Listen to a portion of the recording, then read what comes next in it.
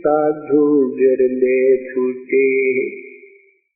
कहते यहाँ से तो कोई गुरुमुख पूर्ण संत और फिर संत में पूरी आस्था पूरी मर्यादा में रहता हुआ कोई बिरला ही संत यहाँ से पार होकर जाता है।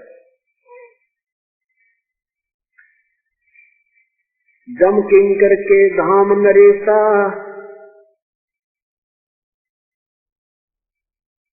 जम किंकर के धाम नरेसा, सच दर्शन के बंधे कैसा, विष्णुपुरी लुटी विद भारी, जहाँ चंदा बदनी कामनी नारी, भोग विलास करे जहाँ प्राणी, गौर परत है चारों खानी।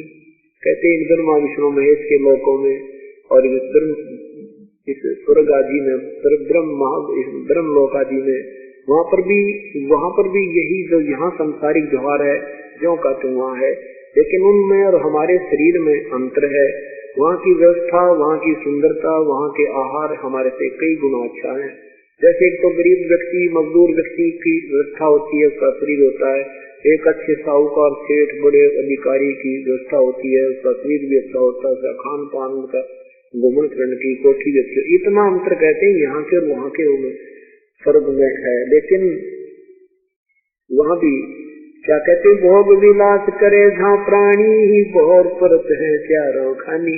वहाँ अपना कर्म भोग कर वो भी फिर वापिस 84 लाख योनियों में आ जाते हैं। शुक्र लुटे कुटे बहु भांति, जम किंकर तोड़त है छाती। शिवलोक में चले गए, शिव की साधना करके कहते फिर 84 लाख योनियों में नरक में, और यम के दूत फिर उनकी छाती तोड़ते हैं, उनके कर्म आधार पर दंड देते हैं।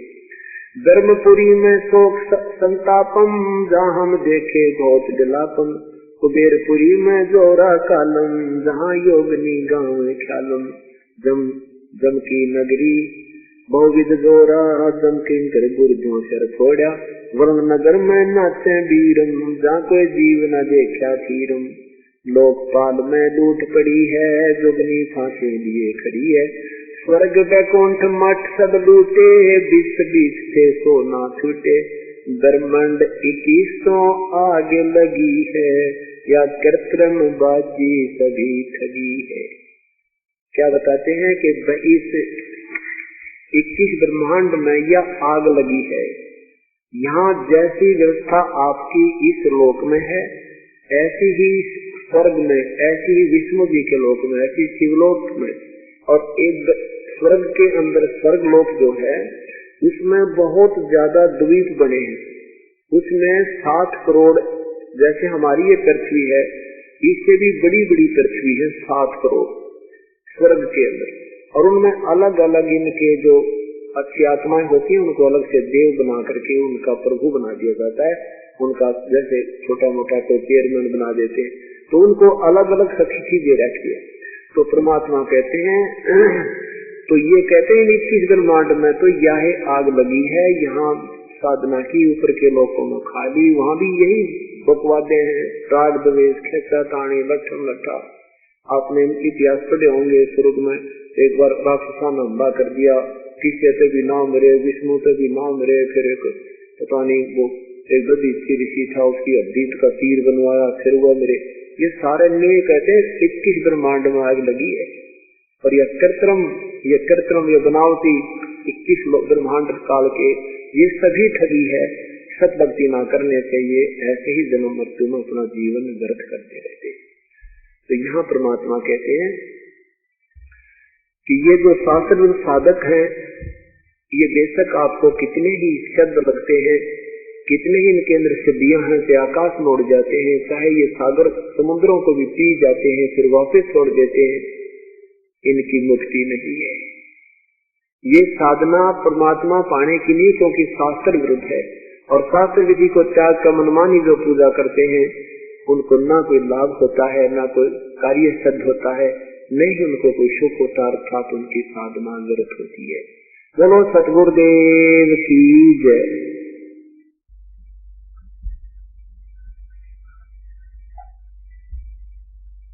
सभी पुण्यात्मा परमेश्वर की महिमा कल से सुन रहे हैं। कल के शाम के सत्संग में आपने सुना था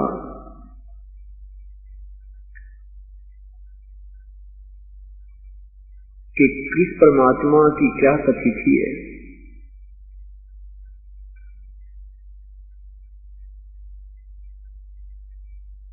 अब उस परमेश्वर के पाने की विधि क्या है? वो परमात्मा जो पूर्ण ब्रह्म है, पूर्ण परमेश्वर है, शरीर है, जिसका नाम कबीर है, जिसके विषय में सभी सदग्रंथ गवाही दे रहे हैं, आंखों देखे संत उसको प्रमाणित कर रहे हैं। उसके पाने की विधि कैसी है? कौन सा वो मंत्र है जिससे परमात्मा प्राप्त किया जा सकता है, जीवन मरण पूर्ण रूप से समाप्त किया जा सकता है?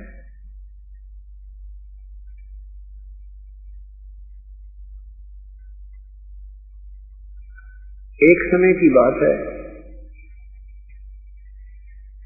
एक धर्मदास नाम के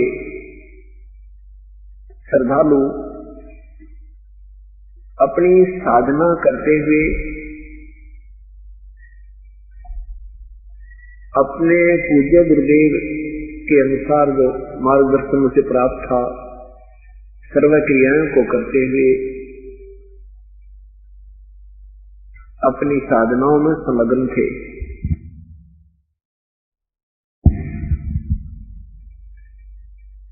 पवित्र हिंदू धर्म में जन्म होने के कारण शेख धर्मदास जी श्री ब्रह्मा जी, श्री विष्णु तथा श्री शिव जी के गुणगान किया करते थे। ब्रह्मा तथा विष्णु तथा शिव जी की पूजा विशेष किया करते थे।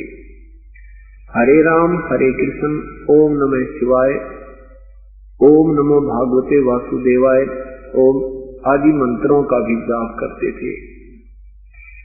हरे राम हरे कृष्ण आदि भी जाप करते थे।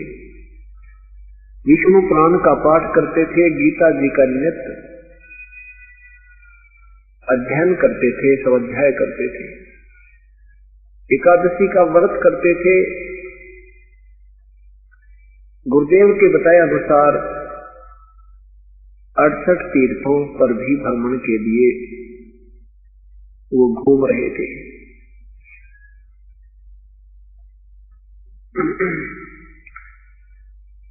अड़सठ तीर्थों पर भ्रमण के लिए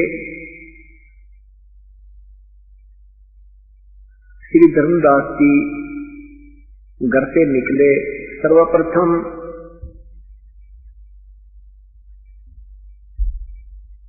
मथुरा में पहुंचे। मथुरा में जिस तालाब में, जिस जोहड़ में भगवान श्री कृष्ण स्नान किया करते थे, वहां जाकर के ये माना जाता है कि यहां स्नान करने से जीव का कल्याण होता है। उसके बाद फिर वृंदावन जाते हैं। वृंदावन के अंदर गोवर्धन की फेरी देते हैं, गिरिराज की फेरी देते हैं।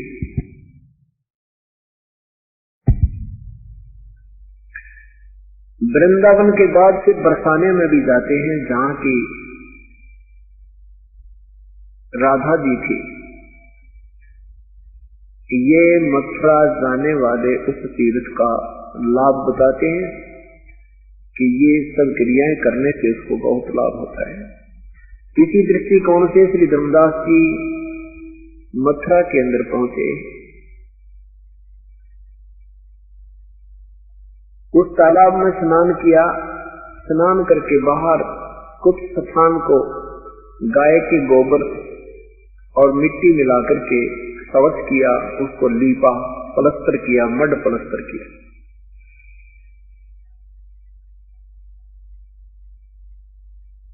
फिर उस स्वच्छ स्थान के ऊपर भगवान का एक चित्र रखा, जिसको शालिग्राम कहते हैं। श्री कृष्ण जी का एक चित्र, उसको जैसे पीतल का, उसको नहाया, उस तालाब से के जल से स्नान कराया उस चित्र को, तस्वीर को। उसके बाद उसको स्वच्छ कपड़े पहनाए, तिलक मुकुट रख के तिलक लगाया, सबकंठी माला डाल करके उसकी स्तुति धूप दीप किया। उसके बाद गीता जी का पाठ करने लगे। उसी समय पूर्ण परमात्मा, पूर्ण ब्रह्म, सत्पुरुष कबीर देव, कबीर परमेश्वर एक जिंदा महात्मा का रूप बनाकर वहीं पर उपस्थित हुए। जिंदा महात्मा कौन होते हैं? मुसलमान धर्म के अंदर एक विशेष वेशभूषा होती है, काला एक कोट होता है, काला ओवरकोट जो घुटनों से भी नीचे तक का होता है, उसको तोगा भी बोलते हैं। वो काला एक कोट पहने हुए और सिर पर काला टोप पहने हुए, लंबे से चोटे का, ऐसी वेशभूषा वाले साधक को जिंदा महात्मा बोलते हैं। जिंदा महात्मा की वेशभूषा में परमेश्वर, धर्मदास जी जो अपनी साधना कर रहे थे उससे कुछ दूरी पर विराजमान हो गए, बैठ गए। धर्मदास जी ने देखा कि एक साधु आपकी क्रिया को बड़े गौर से देख रहे हैं। ऊंची आवाज में गीता जी का पाठ करने लगे।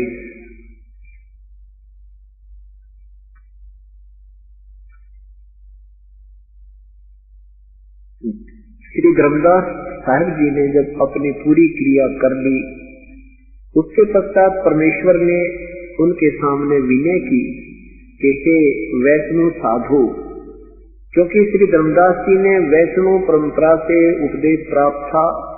श्री रूपदास जी उनके गुरुदेव थे।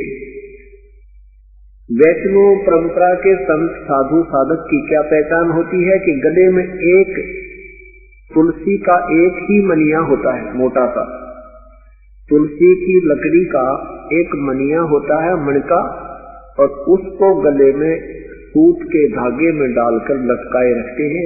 उससे पहचान होती है कि ये वैष्णव परंपरा से उपदेश प्राप्त प्राणी है। मस्तिष्क पर तिलक लगाना ये भी वैष्णव परंपरा के साधुओं का प्रमाण पहचान होती है। उस पे 3 तिलक लगाते हैं।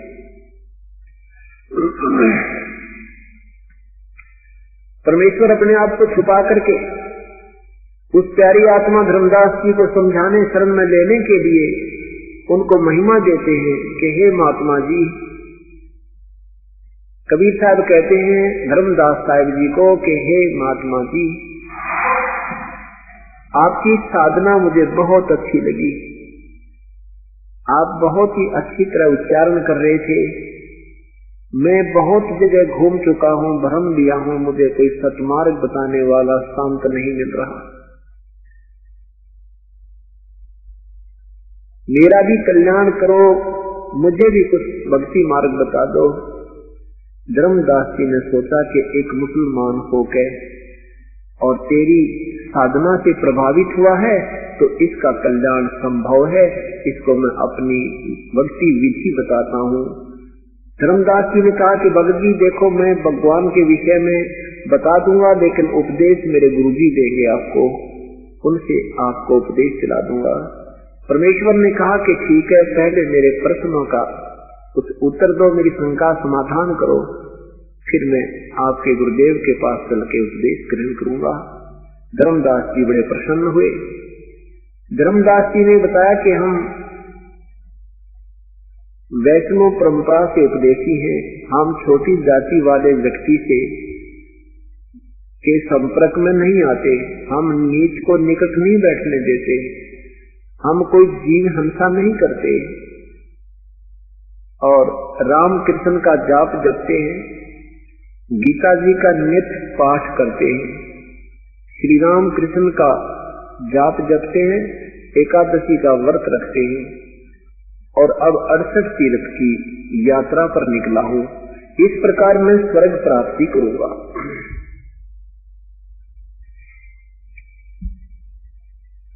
परमेश्वर ने कहा, ठीक है महात्मा जी, मैं कुछ शंका समाधान के लिए प्रश्न करना चाहता हूं। धर्मदास जी ने कहा, शौक से कीजिए, शंका समाधान नहीं होगा तो आप कैसे भक्ति कर पाओगे। परमेश्वर ने कहा, आपने कहा कि मैं स्वर्ग जाऊंगा, इस तरह इस विधि से मैं स्वर्ग प्राप्ति करूंगा। आप स्वर्ग के अंदर कितने दिन रहोगे संत जी? सुना है कि स्वर्ग भी एक समय विनाश में आता है।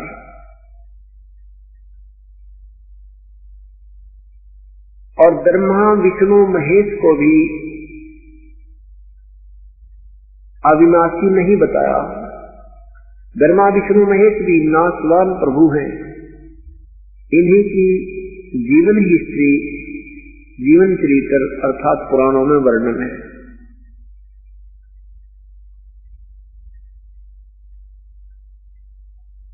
अब धर्मदास जी इस बात को सुनकर बड़ा दुखी होता है कि ये ऊटपटांग बातें करने लगा। फिर भी सोचा कि प्रश्न किया है तो उत्तर दूंगा ही।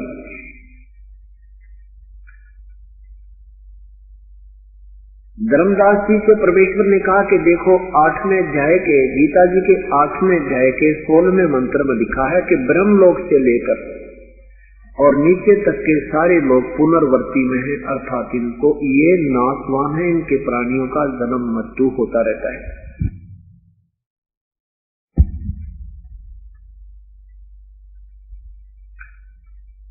अब धर्मदास जी नित्य पाठ करते थे, परंतु गीता जी को इतनी गहराई से नहीं सोचते थे। उनको वो श्लोक और अध्याय याद थे, नित्य पाठ करने से वो कंठस्थ याद थे। धर्मदास जी ने सोचा, लिखा तो ऐसा ही है। तो फिर स्वर्ग में गए जो प्राणी भी पूर्ण मोक्ष प्राप्त नहीं हुए, उनका भी जो है भजन भक्ति सफल नहीं हुआ। धर्मदास जी से प्रार्थना की कि जैसे एक किसान था, उसको बहुत ही देर के उपरांत एक संतान रूप में पुत्र प्राप्त हुआ। पुत्र 12 वर्ष का हुआ तो पिता की आयु 65 वर्ष की हो चुकी थी। किसान ने सोचा कि मैं वृद्ध हो चुका हूं, ना जाने कब यहां से जाने का समय आ जाए, मेरा पुत्र अभी बच्चा है, इसके लिए मैं अपने इस कृषि के अनुभव को लिख देता हूं और बच्चे को कह देता हूं, बेटा जब भी तू किसी वस्तु के में किसी भी क्रिया में, किसी फसल के बीजने में अगर तू दिक्कत महसूस करे तो मेरे द्वारा लिखे हुए इस अनुभव का सहयोग लेना और इसको पढ़ लेना। पिता की मृत्यु हो जाती है और वो पुत्र प्रतिदिन पिता के अनुभव को एक बार पाठ कर लेता है, और जैसे पिता ने उसमें लिखा है ऐसे वो क्रिया कर नहीं रहा तो क्या वो सफल हो जाएगा अपने कृषि के व्यवसाय में? धर्मदास जी को परमेश्वर ने प्रश्न किया। धर्मदास जी ने कहा कि ये तो हो ही नहीं सकता, वो तो जैसा उसके पिताजी ने अनुभव लिखा है ऐसे वो पुत्र करेगा तो उसकी फसल तैयार होगी। प्रभु ने कहा कि ठीक इसी प्रकार प्यारी आत्मा, जो गीता जी में लिखा है ऐसा आप करोगे तो आपको प्राप्ति होगी, जो भी आप उद्देश्य रखते हो। और यदि गीता जी के पाठ को नित्य करते हो, उसके विपरीत क्रिया करते हो तो आपको क्या मिलेगा? सफलता या असफलता? धर्मदास जी चुप हो गए।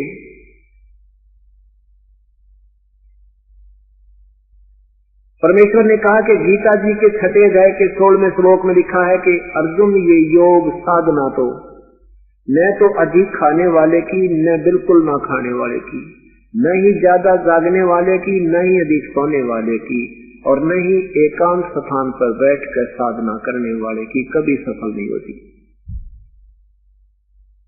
बिल्कुल न खाना, व्रत रखना, एकादशी के व्रत में केवल जलपान करते हैं, वो भी शाम के समय थोड़ा सा, आहार नहीं करते।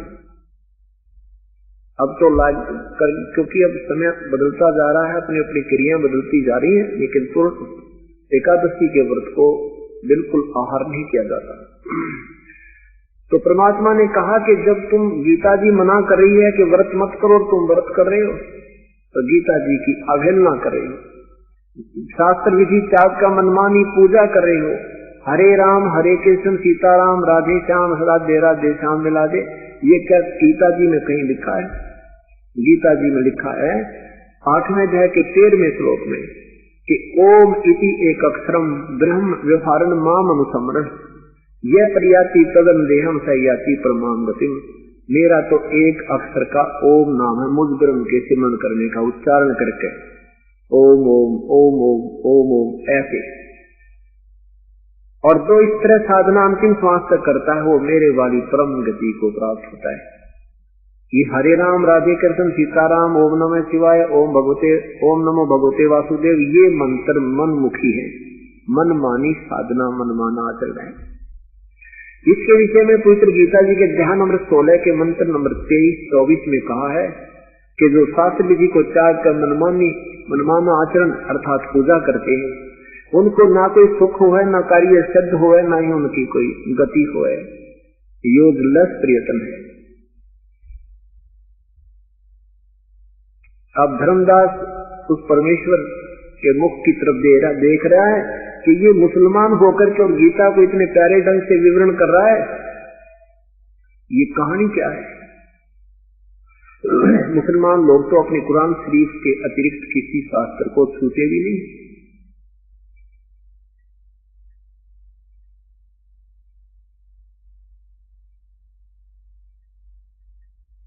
अब इस सब प्रश्नों का उत्तर नहीं दे पा रहा है और अंत में क्षुब्ध हो जाता है।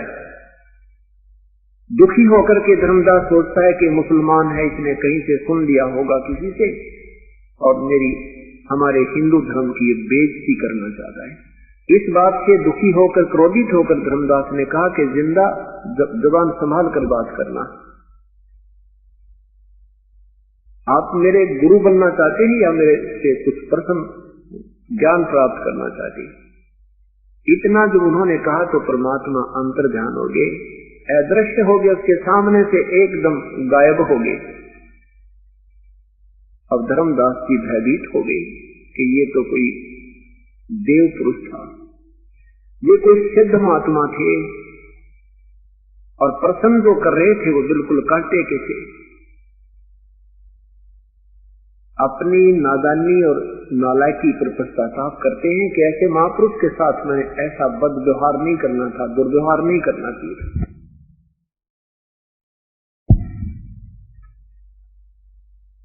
और गीता जी को उठाकर देखते हैं, वो ज्यों का तो मिलता है 8वें अध्याय का 13वां श्लोक,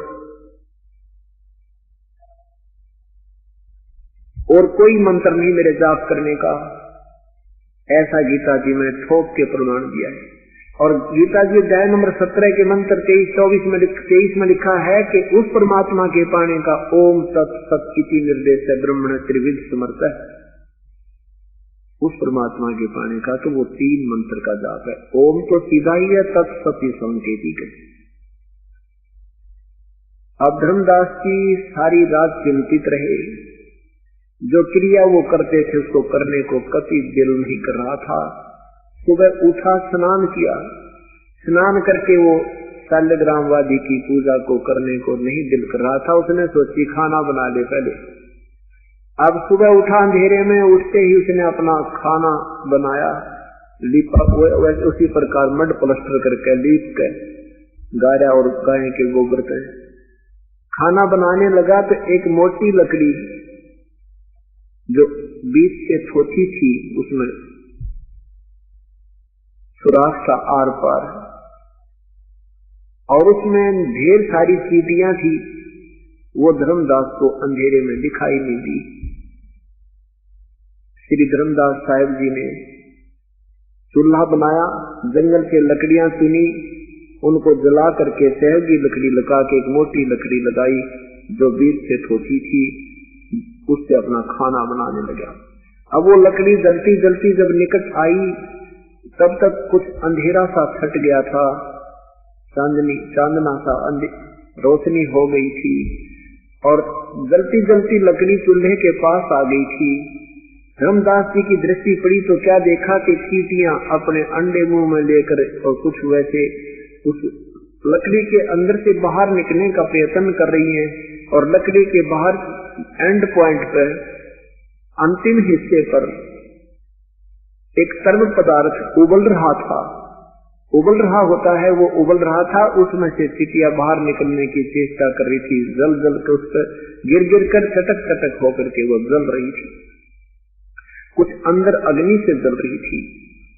ऐसे करोड़ों चींटियों की हत्या देखकर, हिंसा देखकर धर्मदास कांपने लगे, क्योंकि साधु आत्मा ही प्रभु पाने का प्रयत्न किया करती है, उनको साध संगत कहते हैं। तो वो साध आत्मा थी, परमात्मा ऐसे सुबह सुबह इतनी हिंसा देख करके वो सारा कांप गया, शेष लकड़ी पर तुरंत पानी डाल दिया, जितना भोजन बन गया था सो बन गया था, फिर भोजन नहीं बनाया। अपने आप में सोचने लगा, देख मैंने आज कितना पाप कर दिया, हे भगवान मैं तो महादोषी आत्मा हो गया, आज इस अपराध को कैसे विनाश किया जाएगा। आपने निष्कर्ष निकाला कि आज मैं निराहार रहूंगा और इस भोजन को किसी साधु संत को खिला दूंगा, मैं आहार नहीं करूंगा, मैं पाप मुक्त हो जाऊंगा।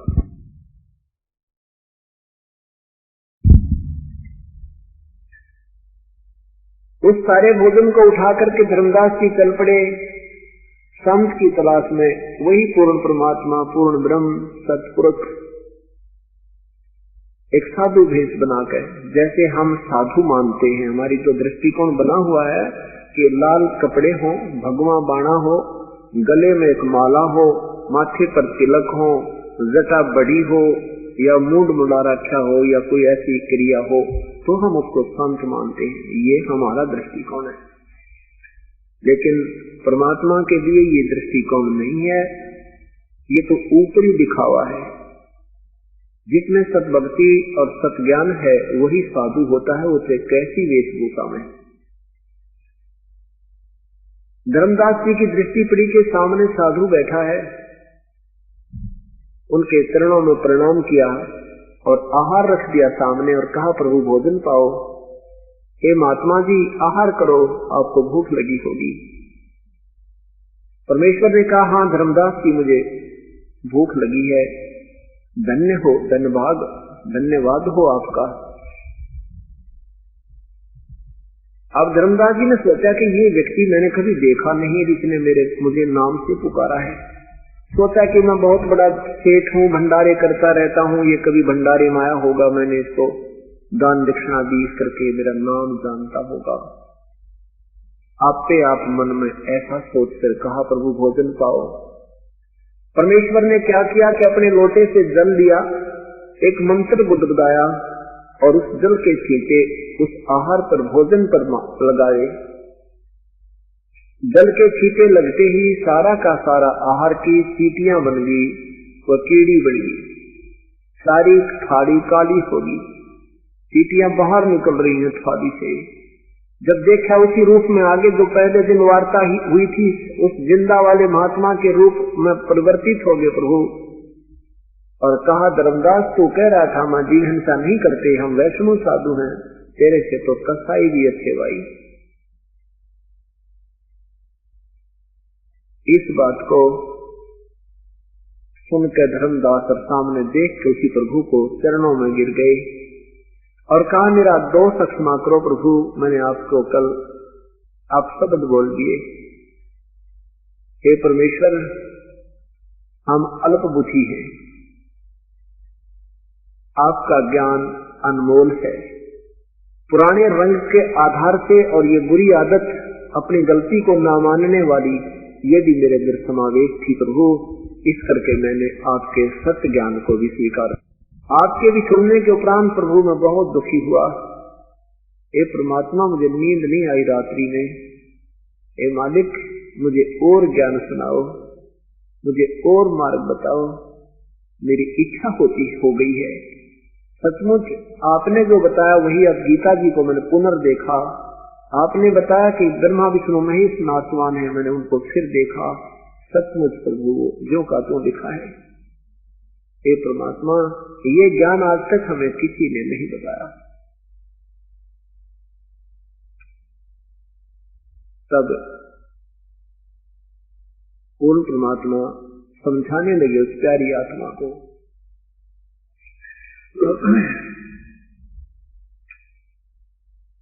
अब सर्व ज्ञान समझा करके परमात्मा उन्हें सृष्टि रचना सुनाने लगे। धर्मदास जी को परमात्मा ने कहा कि धर्मदास, मैं तुझे ज्ञान बताने जा रहा हूं और इस ज्ञान को तू प्रेम पूर्वक सुनना। प्रथम बार तुझे ऐसा लगेगा उठपटांग, क्योंकि आपने तत्व ज्ञान अभी तक सुना नहीं है। आपने लोक वेद सुना है। जिस भी पवित्र धर्म में जो भी कथाएं चलती हैं, जो भी कोई महिमा किसी संत महापुरुष की गाते हैं, आपने केवल वहीं तक सीमित सुनी है। आपको शास्त्र ज्ञान, तत्व ज्ञान नहीं सुना है। और ये वो ज्ञान है जो सदग्रंथों में विद्यमान है, लेकिन आप तक नहीं पहुंच पाया। और ये इसमें वो भी ज्ञान है जो इन सदग्रंथों में भी नहीं है, इनसे न्यारा भी है। कुछ ये ज्ञान अपने आप के सदग्रंथों में है और कुछ इससे बाहर का है। वो ज्ञान मैं बताने आया हूं उस पूर्ण परमात्मा का। क्या बताते हैं कि आपने गीता अध्याय नंबर 4 के मंत्र नंबर 5 में पढ़ा होगा। गीता बोलने वाला प्रभु कहता है कि अर्जुन, तेरे और मेरे बहुत जन्म हो लिए, तू भी जानता, मैं जानता हूं। अध्याय नंबर 2 के मंत्र नंबर 12 में कहा कि अर्जुन, मैं और तू तथा ये सब सैनिक पहले भी थे और आगे भी होंगे, ये ना सोच के अब ही वर्तमान में है। अध्याय नंबर 2 के गीता जी के अध्याय नंबर 2 के मंत्र नंबर 17 में कहा कि वास्तव अविनाशी तो उनको जान, उसको जान जिससे ये सब ब्रह्मांड व्याप्त है, और उस अविनाशी का वध करने में कोई भी समर्थ नहीं है। गीता जी के अध्याय नंबर 15 मंत्र 16 और 17 में लिखा है, 2 प्रभु हैं, एक क्षर पुरुष ये ब्रह्म है, अक्षर पुरुष ये परब्रह्म है। इन दोनों से न्यारा एक अविनाशी प्रभु इन दोनों से भी भिन्न है, और वही वास्तव अविनाशी परमात्मा परमेश्वर कहा जाता है। उस परमेश्वर के विषय में ना गीता बोलने वाला प्रभु जानता है, ना वेद बोलने वाला प्रभु जानता है। अन्य ऋषि और महर्षि तो कहां जानेंगे, जो ब्रह्मा विष्णु महेश भी नहीं जानते। उस प्रभु के बारे में गीता जी के अध्याय नंबर 4 के मंत्र नंबर 34 में कहा कि अर्जुन, उस तत्व ज्ञान को, परमात्म तत्व को, पूर्ण परमात्मा के बारे में विषय में जो वास्तविक ज्ञान है, उस तत्व ज्ञान को किसी तत्वदर्शी संतों के पास जाकर उनसे सुन, उनको विनय पूर्वक प्रार्थना कर, फिर वो पुण्यात्मा, वो महापुरुष तुझे जैसा मार्गदर्शन करें ऐसे तू साधना कीजिए। जो आज तक किसी को ज्ञान नहीं है, ये वो ज्ञान आज मैं बताने आया हूं।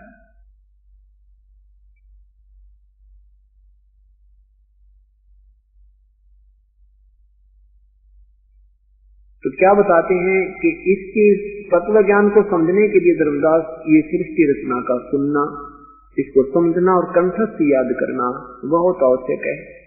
और ये जो ज्ञान मैं तुझे बताऊंगा, ये जन जन को समझाना, इस ज्ञान से सबकी बुद्धि ठीक होगी, समझ में आएगी और अपने मूल मालिक को वो पहचान पाएंगे। नहीं तो युग बीत गए, कितने युग हो गए हमें जन्मते और मरते को तुम्हें, और ना तेरा कितने को और कष्ट में जीवन तुमने भोगे हैं, आगे भी भोगते रहोगे जब तक इस मार्ग को ग्रहण नहीं करोगे। धर्मदास जी कहता है, प्रभु गीता जी के अध्याय नंबर 11 के मंत्र नंबर 32 में ये खुद कह रहा है प्रभु कि मैं काल हूं, सबको खाने के लिए आया हूं। परमेश्वर ने कहा कि श्री कृष्ण काल नहीं थे धर्मदास, तो वो काल कैसे कह रहे हैं अपने आप को। गीता जी का ज्ञान किसने कहा, गीता जी का ज्ञान किसने बोला? धर्मदास जी ने कहा कि श्री कृष्ण भगवान ने। परमेश्वर ने कहा कि नहीं, श्री कृष्ण भगवान ने गीता जी का ज्ञान नहीं कहा। श्री कृष्ण जी को तो पता नहीं मैंने गीता में कहा क्या था।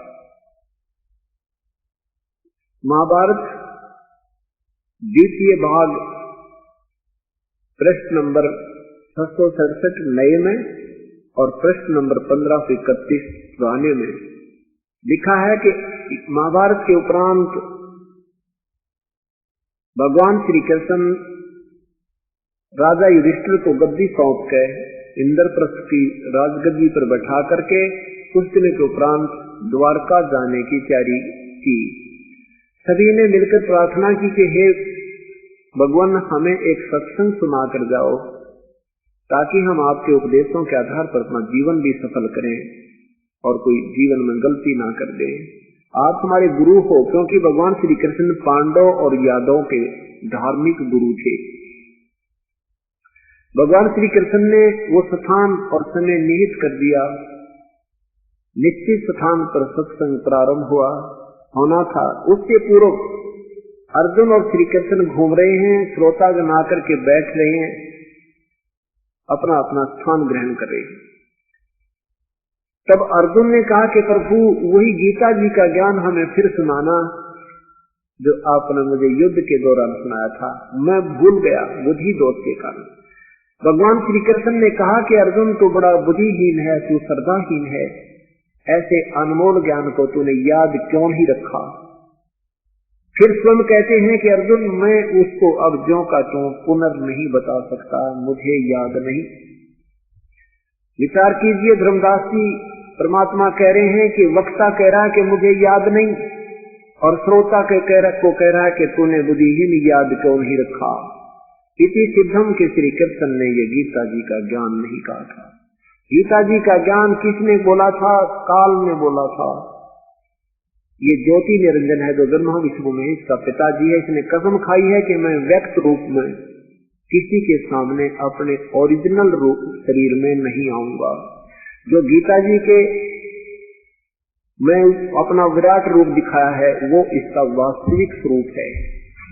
जो गीता ज्ञान देते समय अपना विराट रूप दिखा करके अर्जुन को कहा था कि देख, ये है मेरा वास्तविक स्वरूप, ये तेरे से पहले ना किसी ने देखा और ना फिर कोई देख सकता, ना किसी वेदों में वर्णित विधि से, ना किसी जप से, ना तप से, ना क्रिया से मुझे प्राप्त नहीं कर सकता। गीता जी के 7वें अध्याय के 24वें श्लोक में लिखा है कि ये मेरा अटल नियम है कि मैं कभी किसी के सामने व्यक्त रूप में, इस मेरे वास्तविक रूप में कभी प्रकट नहीं होता। ये मेरा घटिया नियम है। और ये बुद्धिहीन लोग मुझे कृष्ण मान रहे होंगे, मैं कृष्ण नहीं हूं। मैं अपनी योग माया से छुपा रहता हूं। 7वें अध्याय के 25वें श्लोक में पवित्र गीता जी में काल कह रहा है।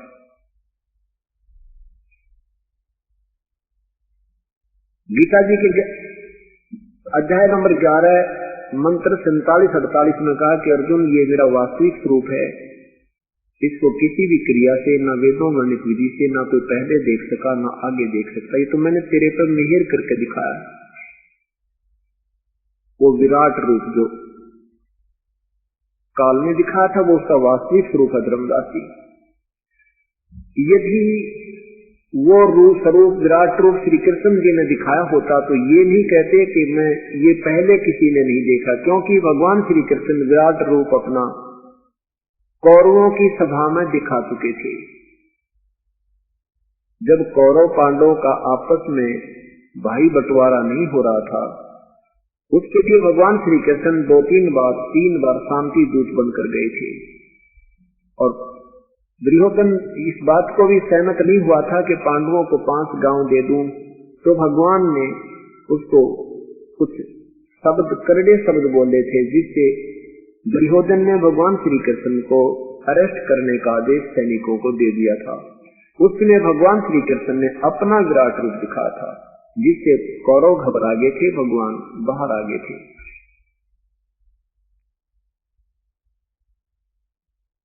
विचार कीजिए धर्मदास, ये भगवान श्री कृष्ण ने गीता जी का ज्ञान नहीं कहा। धर्मदास ने प्रश्न किया कि भगवान गीता जी का ज्ञान इसलिए दिया गया था कि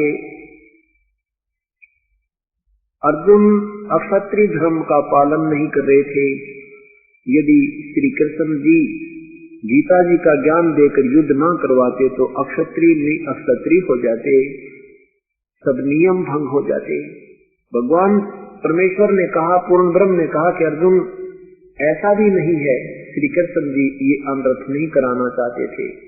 वो तो 3 बार प्रार्थना करने के लिए गए थे, कौरव और पांडवों से बहुत विनय की थी। अंत में ये भी कह दिया था कि मैं हथियार भी नहीं उठाऊंगा, एक तरफ मेरी सेना होगी, एक तरफ ना होगा, मैं हथियार नहीं उठाऊंगा, कसम खाता हूं।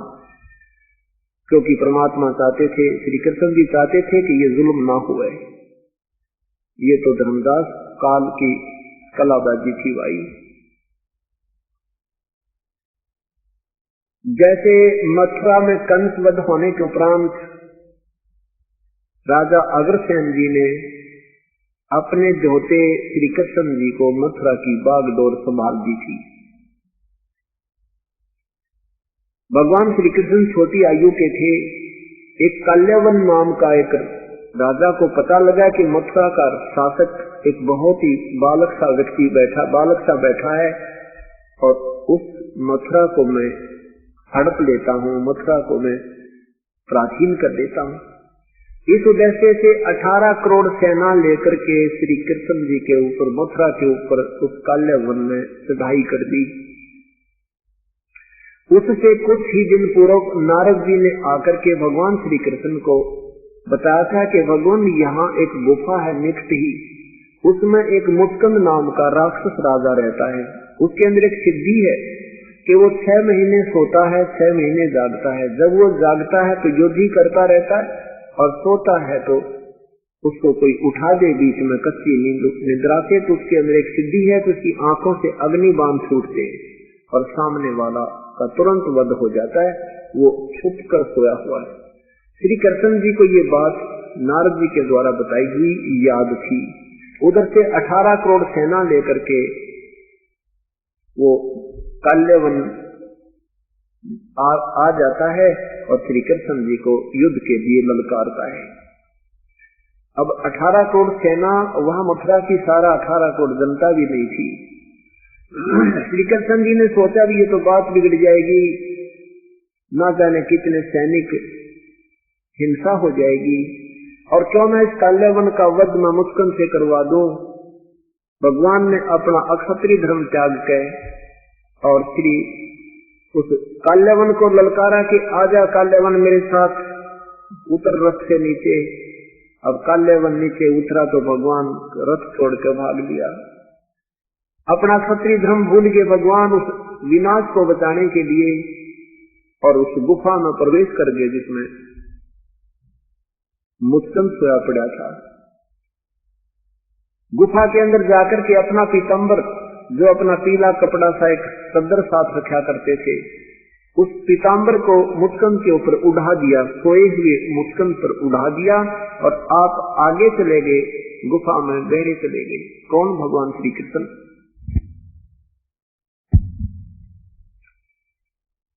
काल्यवन ने देखा कि कृष्ण गुफा में प्रवेश कर गया है, तो मुस्कंद और काल्यवन आराम से चल रहा है कि बच्चा अब कहाँ जाएगा, अब तुझे अच्छी तरह देख लूंगा, अब तो तू फंस गया। आगे जाकर देखा कि एक व्यक्ति सोया पड़ा है, उसने मुस्कंद को श्री कृष्ण जानकर कहने लगा, रे कायर तू मेरे से डर के यहाँ के छुप के सो गया। मुस्कंद की टांग पकड़ के मरोड़ दी श्री कृष्ण जान के। अब मुस्कंद की निंद्रा भंग हुई, उसमें एक सिद्धि थी, आंखों से अग्निबाण छूटे और काल्यवन वहीं ढेर हो गया, मर गया। अब श्री कृष्ण जी ने पकड़ के उस मुस्कंद के पैर और घसीट कर लाया, बाहर उनकी सेना के सामने पटक दिया।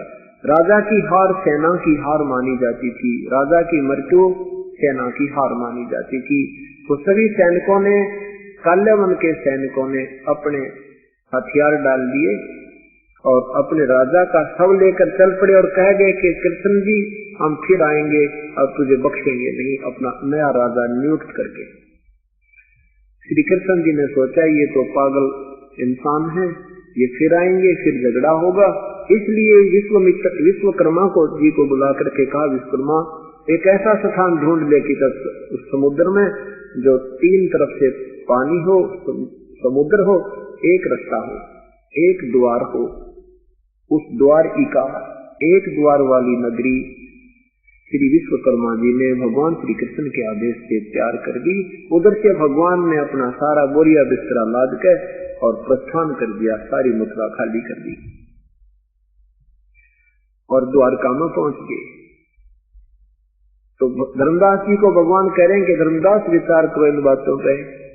श्री कृष्ण ये विनाश कराना नहीं चाहते थे। जब स्वयं वो अपने क्षत्रिय धर्म को छोड़ सकते हैं, क्या दूसरे को क्षत्रिय धर्म की आड़ में विनाश करवा सकते हैं? ललकार उसको त्याग कर सकते हैं, प्रेरणा दे सकते हैं। धर्मदास पन्न हो गया तेरे की सचमुच। हम रोज पढ़ते थे इन कथाओं को, पर ये जोड़ जुगाड़ मारे तो जुड़ा नहीं। देखो पुण्यात्माओं,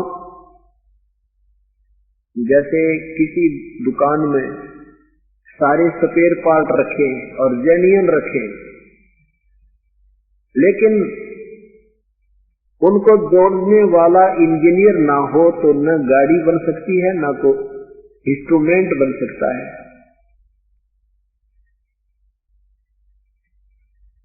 अब ये अपने सदग्रंथ की कथाएं वो जेन्युइन स्पेयर पार्ट हैं, वो आज भी ज्यों के त्यों हैं और पहले भी थे।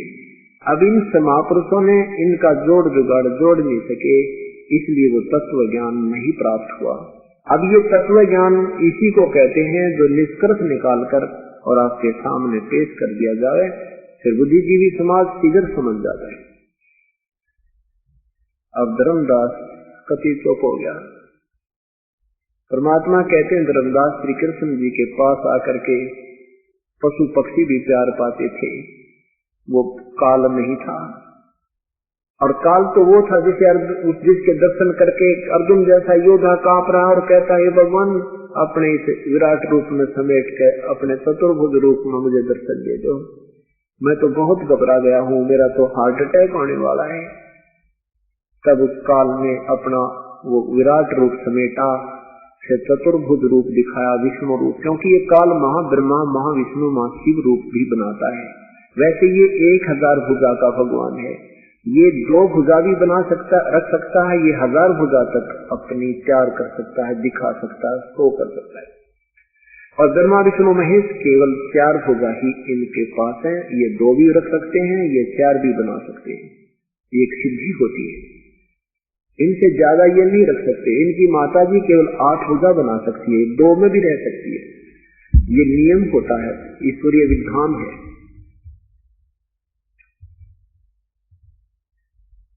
तब धर्मदास ने कहा, परमात्मा ने कहा, धर्मदास कितने जन्म हो गए तुमने मरते और जन्मतों को, क्या प्राप्त हुआ तुझे? आज तो सेठ है, कल ना जाने तो कौन सी योनि में प्राप्त होगा, ना जाने कौन से नरक में तुझे डाला जाएगा, ये काहे का जीवन है। तब धर्मदास बोला, भगवान हे परमात्मा, हम कैसे फंस गए यहाँ पर, ये क्या कहानी है? इसके लिए परमेश्वर ने कहा कि अब सुन ले ये राम कहानी जो मैं तुझे सुनाना चाहता हूँ, जिससे तेरा अंधेरा हटेगा, अज्ञान दूर हो जाएगा और हर शास्त्र तेरी समझ में आएगा। ये सृष्टि रचना सुनो। परमात्मा ने कहा कि मैं उस परमेश्वर के आदेश से यहाँ आया हूँ, उस परमेश्वर का तत्व ज्ञान सुनाने के लिए। यदि परमात्मा ये कह देते कबीर साहब कि मैं ही प्रभु हूँ, मैं ही ये रचने वाला हूँ, शुरुआत में ही कह देते, तो धर्मदास जी की बुद्धि काम नहीं करती, क्योंकि हमने अभी तक प्रभु को निराकार मान रखा है। हम बेशक भगवान राम के, भगवान श्री कृष्ण के, विष्णु जी की मूर्ति भी रखते हैं, फिर भी हम परमात्मा को निराकार मानकर राजी हैं, फिर भी हम उनको निराकार ही मानते। ये हमारी उल्टी बुद्धि पता नहीं कैसे सटोरी। इससे सद है कि हम जिस भगवानों को पूजते थे वो भगवान उनसे सेटिस्फाई नहीं थे, हम संतुष्ट नहीं थे कि वास्तव में यही फाइनल है। नहीं तो हम बिल्कुल नहीं मानते कि निराकार सामने तस्वीर देखते थे प्रभुओं की। तो कहने का भाव ये क्या है कि कहें कुछ और करें कुछ। अभी तक हमें ऐसे गुरु मिले थे। क्या बताया धर्मदास जी को कि धर्मदास पहले, अब ये दास बताएगा परमेश्वर द्वारा रची हुई सृष्टि बताई हुई ज्ञान को। सबसे पहले केवल एक अनामी लोक था, उसी में पूर्ण परमात्मा अकेले रहते थे। अनामी पुरुष उनका उपमात्मक नाम है। वास्तव में परमेश्वर का नाम कबीर देव है। कबीर देव, कबीर उपमात्मक नाम उनका अनामी पुरुष। अनामे का अर्थ होता है रोग रहित। अनामे संस्कृत का शब्द है ये। अनामे माने स्वस्थ, किसी प्रकार का कोई भी रोग ना हो, यानी कोई भी वहां रचना नहीं है, केवल परमात्मा पूर्ण ही। अनामी पुरुष नाम के उपमात्मक नाम से विराजमान थे। परमेश्वर ने अपनी स्वेच्छा से नीचे के 3 लोकों की और रचना की।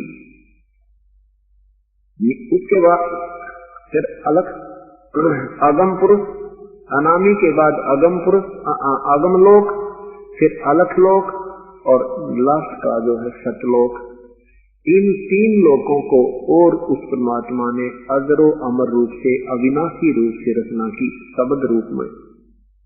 अर्थात ऊपर के 4 लोक अब वर्तमान में सतपुरुष में ये सतलोक, अलखलोक, अगम लोक और अनामी लोक, ये चारों लोक तो बिल्कुल अविनाशी हैं। इनका कभी विनाश नहीं होगा। वहां रहने वाले प्राणियों का भी कभी नष्ट नहीं होते, कभी मृत्यु जन्म नहीं होता।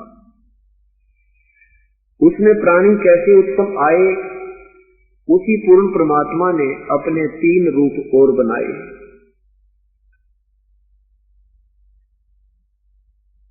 अगम लोक में वो अगम पुरुष कहलाए, अलख लोक में वो अलख पुरुष और सतलोक में वो सतपुरुष कहलाए।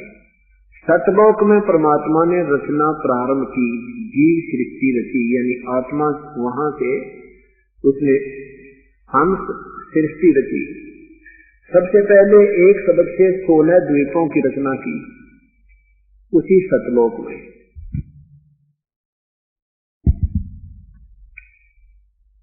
फिर 16 शब्द उच्चारण किए, उसमें 16 पुत्रों की उत्पत्ति की। 16 पुत्रों को एक एक द्वीप में रहने का आदेश दिया।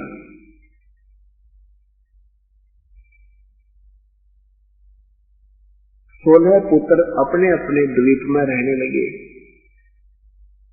उनमें से एक पुत्र का नाम अचिंत है। अचिंत से परमात्मा ने कहा कि अचिंत, आप मेरी सबल शक्ति प्राप्त करो और रचना में सहयोग दो। अचिंत ने अपनी सबल शक्ति से अक्षर पुरुष परब्रह्म की उत्पत्ति की और उससे कहा कि तू मेरी रचना में सहयोग दे। अक्षर पुरुष वो परब्रह्म एक मानसरोवर है सतलोक में, अमृत का सरोवर है, बहुत लंबा चौड़ा, बहुत गहरा। उसमें जाकर के, बहुत गहरा जाकर के परब्रह्म उसमें सो गया, निंद्रा आ गई। स्नान करने गया था, मस्त हो गया, उसमें निंद्रा आ गई, सो गया। काफी समय तक बाहर नहीं आया। तब सतपुरुष ने, पूर्ण परमात्मा ने उसी जल को उठा करके, उसी सरोवर से जल लेकर के अपनी सबल शक्ति से एक अंडा बनाया और अपनी सबल शक्ति से उसमें एक आत्मा प्रवेश की। एक बहुत बड़ा अंडा, उस अंडे को जल में छोड़ा, उस सरोवर में छोड़ा। गड़गड़ गड़गड़ करता हुआ वो अंडा जब नीचे जाने लगा, उसकी गड़गड़ाहट से अक्षर पुरुष की निंद्रा भंग हुई। अब कोई कच्ची नींद उठता है, अधूरी नींद जागता है तो उसमें कुछ कोप होता है। उस दृष्टिकोण से, उस कोप से उसने अंडे को देखा। अक्षर पुरुष ने अंडा दो भाग हो गया, अंडा फूट गया, उसमें से ये ज्योति निरंजन ब्रह्म निकला। परमेश्वर ने आकाशवाणी की कि आओ तुम दोनों बाहर आ जाओ। अक्षर पुरुष तो निंद्रा में था, तुझे जगाने के लिए ये सब क्रिया करनी पड़ी। तुम बाहर आकर के दोनों के दोनों जाकर के अचिंत के लोक में रहो, उस द्वीप में रहो। और उसके बाद परमात्मा ने अचिंत से वो शक्ति वापस ले ली कि अब तू रचना नहीं रचेगा, क्योंकि परमात्मा ये दिखाना चाहते थे कि तुम रचना नहीं रच सकते, कहीं बाद में फिर तुम्हारे मन में खोट आ जाए। ये दिखा देना चाहते थे कि तुम समर्थ नहीं हो। उसके बाद ये तीनों के तीनों एक द्वीप में रहने लगे। उसके उपरांत परमात्मा ने, पूर्ण ब्रह्म ने, सतपुरुष ने, कबीर देव ने हम सभी आत्माओं को अपने शब्द शक्ति से, अपने वचन शक्ति से, अपने ही शरीर से हम सबकी उत्पत्ति करती, अनगिन असंख्य आत्माओं की।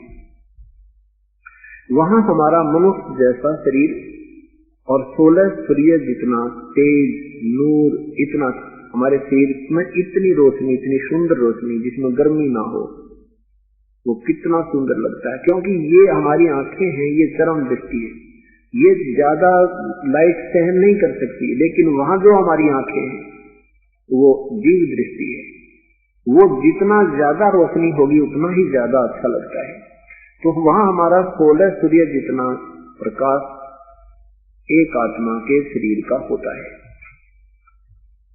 हम वहां आनंद से रह रहे थे, वहां अपने परिवार हैं, हर प्रकार की वहां व्यवस्था है, कोई आहार की कमी नहीं, तेज पुंज का आहार है, बहुत स्वादिष्ट वहां के सब फल हैं, दूध है, सरोवर भरे हैं दूध, और वहां के अमृत सरोवर है, अमृत आहार है, तेज पुंज के वृक्ष हैं, तेज पुंज के इसमें फल लगे हैं, तेज पुंज से वहां प्रकाश है, वहां लोक भी प्रकाशित है, वहां के जीव भी, आत्मा भी प्रकाशित है, प्रभु भी सौ प्रकाशित है, सब साकार है, बहुत सुंदर व्यवस्था है। वो वहां हमारा मूल स्थान जीने और रहने का है। यहाँ जीने का नहीं, यहाँ मृत्यु की चिंता ज्यादा रहती है।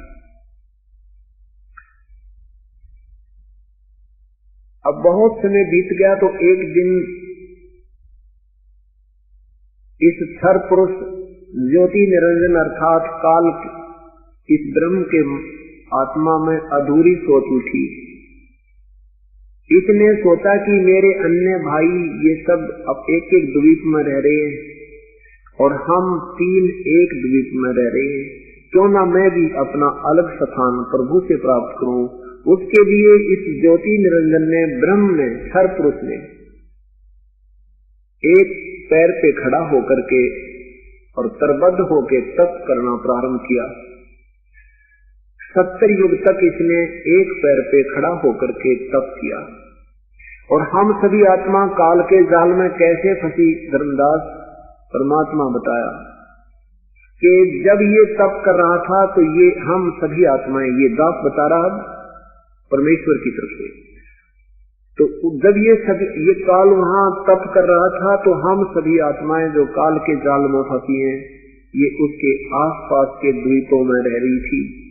हम सभी ने उसको इतना देखा, इतना आकर्षित हो गए हम उसके ऊपर, हम हृदय से चाहने लगे, एक देश कमाल कर दिया, एक पैर पे खड़ा है, कितने दिन हो गए। और यही समस्या आज, यही प्रक्रिया हमारे मन में, आत्मा में आज भी समाई हुई है। जैसे कोई गांव का गोरे या शहर के बाहर कोई पता लग जाए कि एक साधु 10 दिन से खड़ा है, बैठा भी नहीं है, देखने वालों की लाइन लग जाए। कुदरती बात है, तपस्या वो कर रहा है, चक्कर हम काट रहे हैं, ये गले डॉन की आदत हमारी पुरानी है। अब जैसे हीरो और हीरोइन है, वो अपनी रोजी रोटी के लिए झटकम पटकम करते हैं, कलाबाजी करते हैं, बनावटी बातें बनाते हैं, और ये नौजवान बालक उन्हें देख देख कर लट्टू हो जाते हैं, उनके ऊपर मुग्ध हो जाते हैं, और लेना एक न देना दो। ये हमारे अंदर वहीं से बीमारी घर की थी। अब कोई यहाँ पर आ जाए बरवाला में या हिसार में कोई अभिनेता या अभिनेत्री और इन बच्चों का देख वहां लाइन लग जाएगी, ओ